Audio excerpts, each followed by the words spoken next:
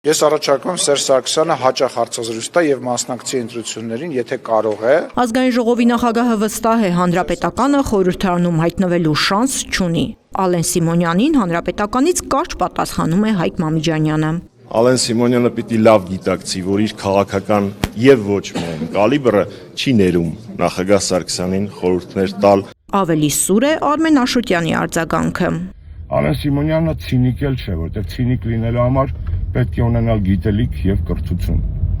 Ալենը շարքային լկտի է։ Կաթիլը քարածակում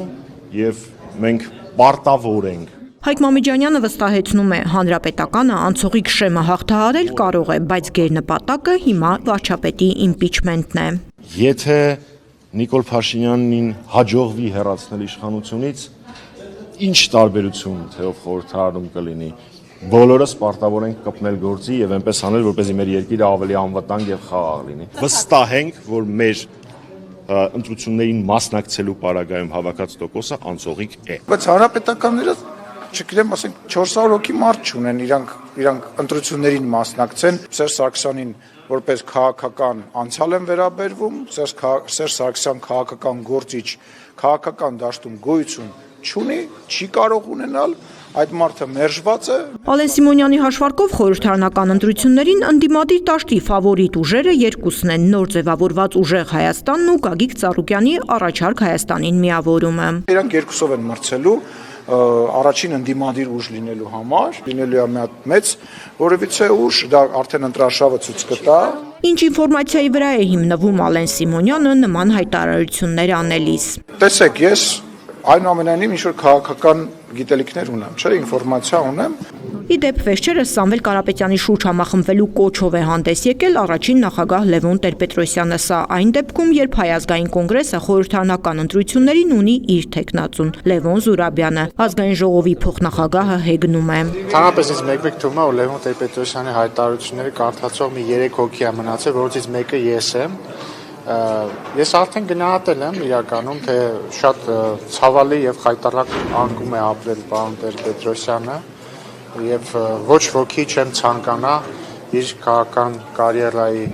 ավարտում թավալ գալ տարբեր օլիգարխների ոտքերի տակ ու նաեւ շատ սա այս մասը շատ